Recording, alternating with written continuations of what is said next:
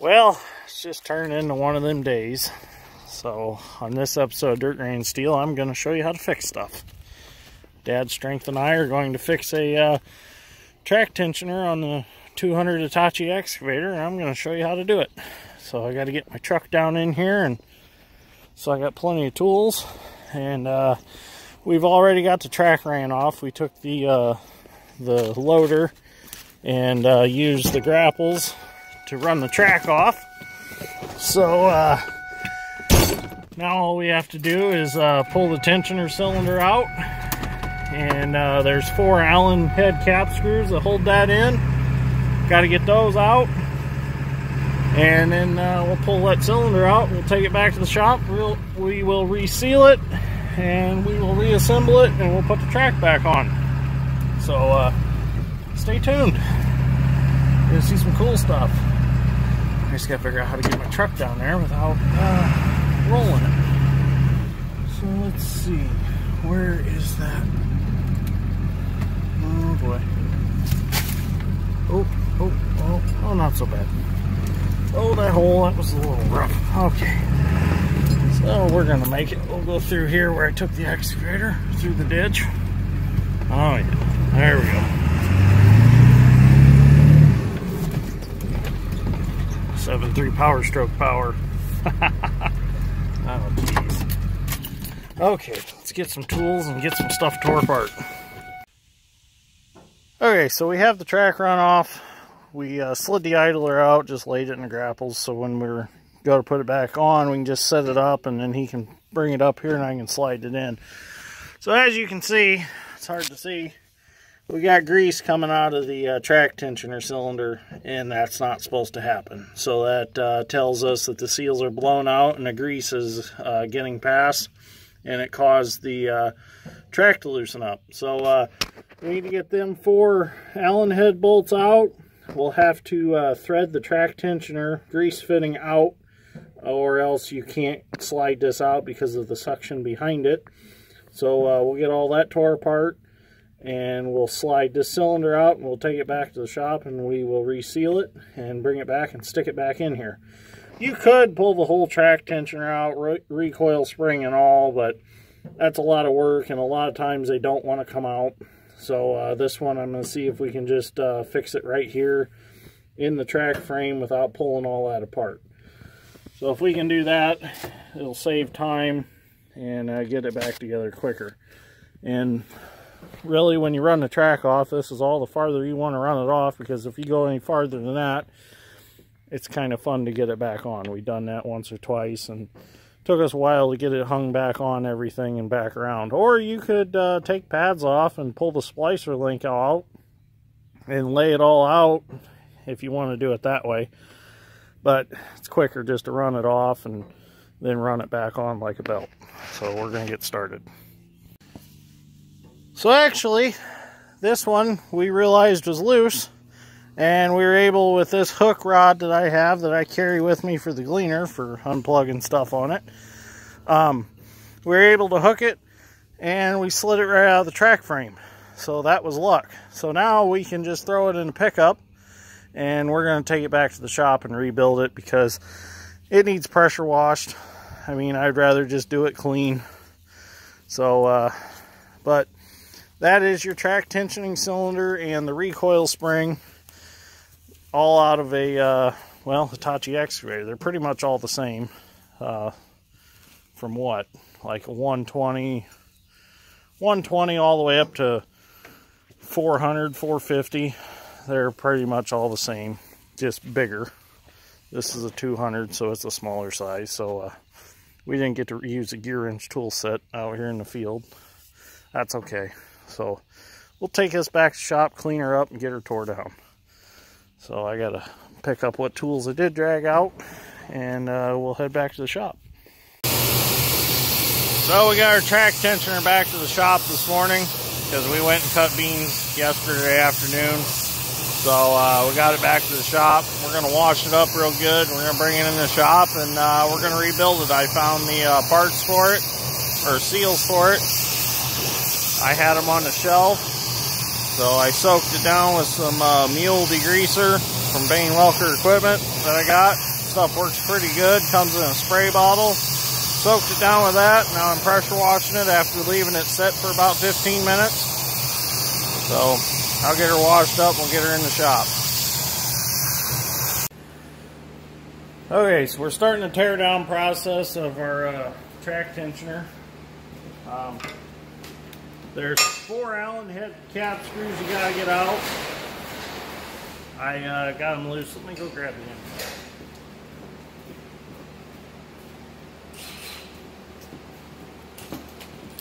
Once you get these broke loose, it's fairly easy. Sometimes you get lucky, and if a guy's been in here before, he's put anti-seize on them. So what you do is you take them out, and then there's 2 holes that are threaded on these Hitachi ones anyways.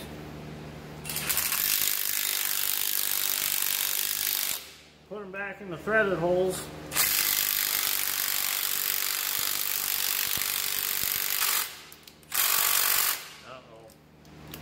Threads are a little nasty.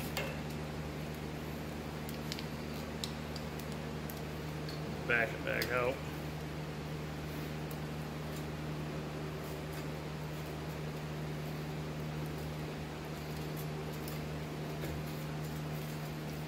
Threads are a little nasty from having 16,000 hours of dirt around them. Get some penetrating oil in there and maybe that'll help.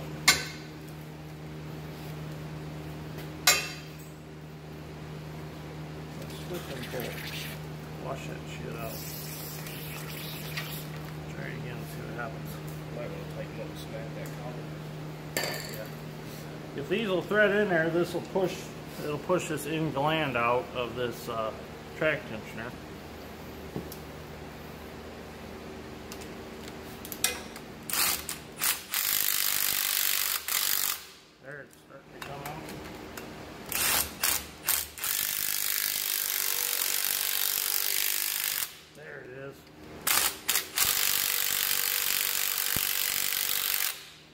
There we go.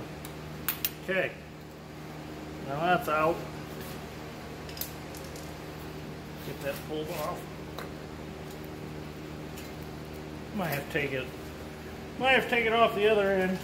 Thread your track tensioner out, or your grease fitting for your track tensioner. Thread that out. Put that somewhere safe. And sometimes if you take an air blower and just blow in here, it'll actually blow it out.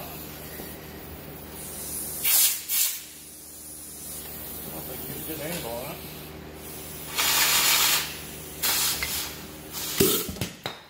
There we go. The box is supposed to catch it. It wasn't supposed to blow out that fast. But it's an easy way of getting them out. If not, it's kind of hard to get them out because there's such a suction on them that you got to pull and pull and pull and pull, and it's hard to get your hands on it to pull it out. So I learned if you just take an air blower, you can blow them out pretty easy. So we're going to clean that up, take it to the bench, and start the resealing process, and see what we have.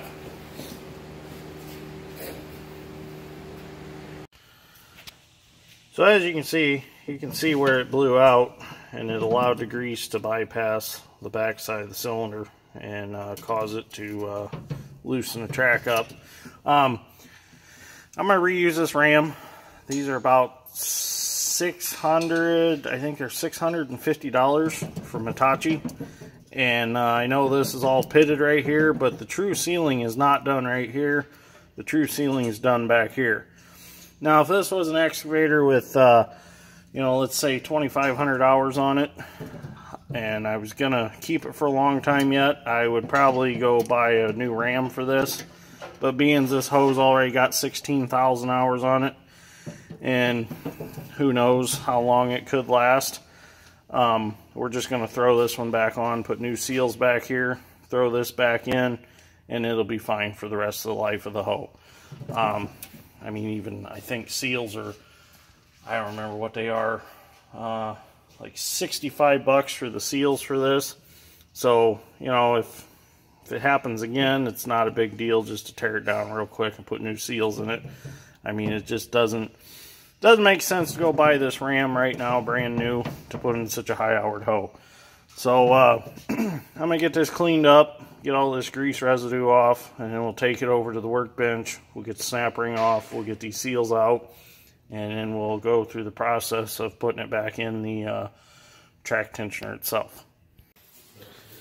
So I forgot to add, you'll probably have to take a grinder and re-bevel this end of this ram, because these kind of get a mushroom on them from the constant beating on the end of the yoke for the idler, where they push against to push the idler out to tighten the track. So I just take a grinder and go all the way around here, grind that off. It gets to be a pretty good lip sometimes. So now we'll clean this all up with some brake cleaner. Now we're done with the grinder dust and all that, and we'll take it over to the bench and we'll change the seals out and put her back in. So now we're going to remove our old seals. Let me get my phone over here in the holder. There we go.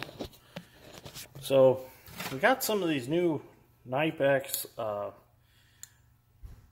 snap ring pliers. These things are cast. These things are nice. They don't flex or anything. Put it in there, take snap ring off, pull your seal off,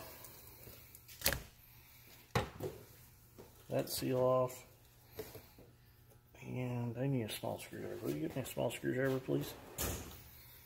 Something to get under that one with. There you go. Should have come prepared. Should have had all my tools with me. Okay. So there's our 3 seals. They're off. Put them here the way they came off. I gotta get some brake cleaner and clean that up. Got some nastiness in there. Oh, there's even some dirt. Well, I'm gonna take it back over the parts cleaner and really clean that up, because that's fairly nasty. Okay, so we're ready to reassemble it now. I got my new seals, pretty new seals. I'm going to put a little white grease on these, just so they slide on a little bit easier, just to make sure.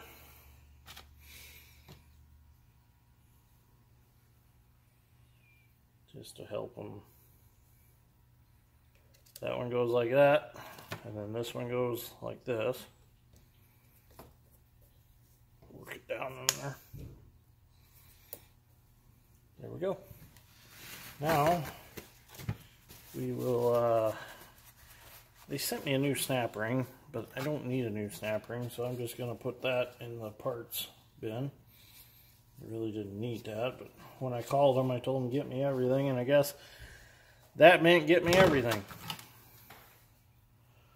So we'll get our snap ring pliers here. Had a cracker crumb stuck to them. Get that back on there. And then we need to put this other seal on.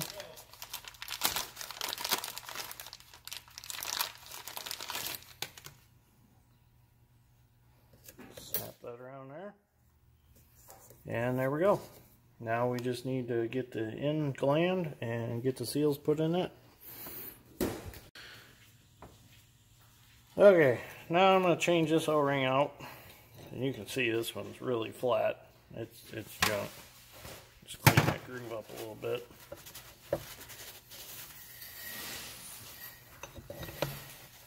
Get a little grease out of there. Pop the new O-ring in there. There we go. Now, get this back over here. Set that down there. I'm not going to really clamp it. Loop the O-ring up.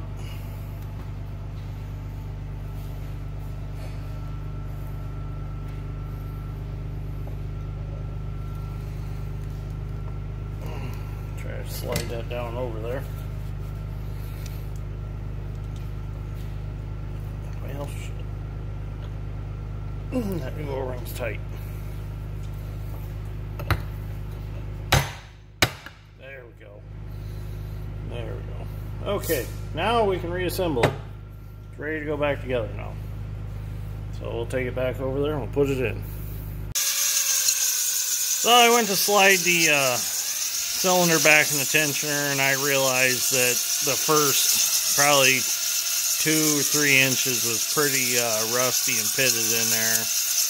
And so I decided to take the bar home, see if I could clean it up. I'm probably going to just have to order a new track tensioner, because this one, we're going to try it, but I don't know how well it's going to hold new seals.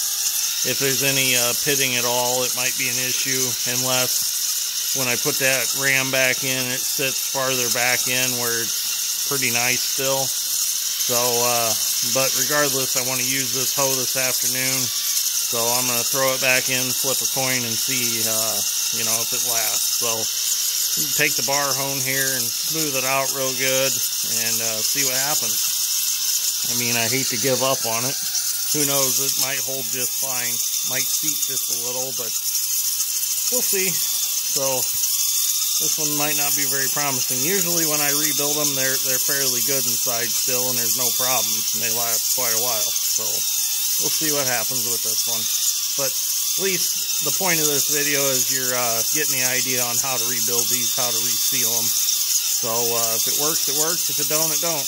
I'll just have to get a new one from ITR and throw in it and go. At least it's not a big job to change it out. It's actually pretty quick, especially with the recoil spring not being stuck in the track frame. If they're stuck, they're a bear, but this one came right out. So I'm going to finish honing this, and then we will get that ram shoved back in and see if it works.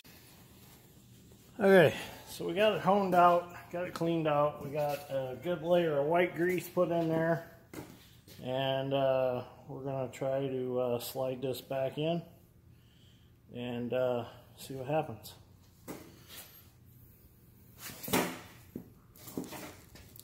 There we go. Okay, so it's started in there. Now we're going to take a plastic hammer and we're just going to tap it back in there.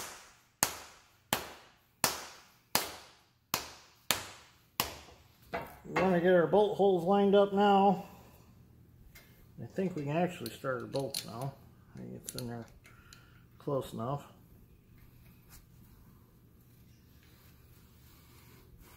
There we go. So I got one started.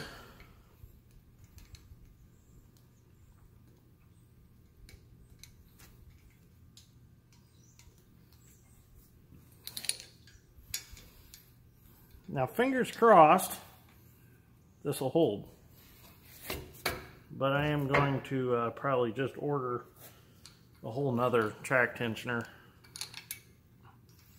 this afternoon, because this is one of my main machines and I need it. So I think I'm going to get one ordered and have it on hand. I'll go ahead and just tighten these up. I did spray penetrating oil in the holes for the bolts, so they should be okay. I should have anti-seized them, but that penetrating oil will be good in there.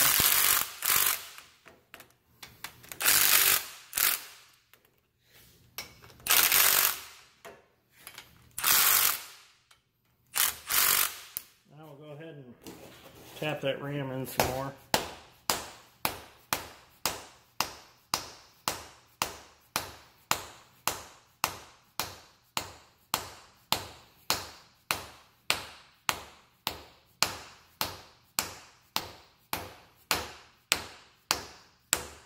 There, it bottomed out. So now all we gotta do is I'm gonna go replace my grease zerk right here, because that one's pretty rough. So I got some replacement ones. I'm gonna thread that out, thread a new one in, and we'll get that put back in. So another little helpful trick I'll share with you. These check valves for to tighten tracks. These grease zerks, I don't know if you can see it on the camera very good, but these grease zerks actually thread out of here.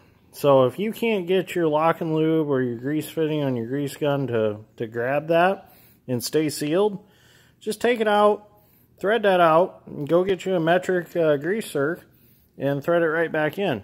You don't have to replace this whole thing. Some people think that you have to replace this whole thing, but actually you can just replace the zerk in them if you want to. I've done it quite a bit. If they get a little rust on them, I just change them out because there's no point in fighting them. I tried to put them caps on these, but somehow they always get knocked off, even up in the track frame. I don't know if sticks get in there and knock them off, but best thing I found is whenever you have one out, just go ahead and thread it out, thread a new one in, and then you never have to fight it. So we're going to get this threaded back in, and I think we can call it done. So there you have it. A properly rebuilt track tensioner, besides the fact of the actual walls inside being a little rusty. But other than that, that is the proper way. I just showed you how to rebuild one of these, to reseal it, put it back together, take it apart. It's all the right way to do it. So what I done was I didn't tighten this in. I'm just going to put it in there to keep the insides clean. Before we put it back in, I'm going to thread it out just so it doesn't get broken off in the process of sliding it back in the track frame, because that is pretty heavy. And today we're going to take a nylon snatch strap and we're going to choke it and pick it up with the loader or the feller buncher and slide it back into the track frame, because that's a lot for me and Dad's strength to pick up. It don't look like it's heavy, but it's heavy. So now I'm going to go sit this back in the back of my truck and take it and put it in. I don't know if I'm going to video putting it back in. This video is probably long enough, but I'm sure you guys got the idea of how to put it back in from seeing how we took it out. So if you like this episode of Dirt Grain Steel, give me a like and subscribe. I'd greatly appreciate it. And I will see you guys on the next one. Or who knows, we might extend this one out a little bit more. So if we do extend it out a little bit more, wait for a few seconds to see if there's a little more video before you shut this one off. So anyways, if we don't extend it more, I will see you guys on the next one.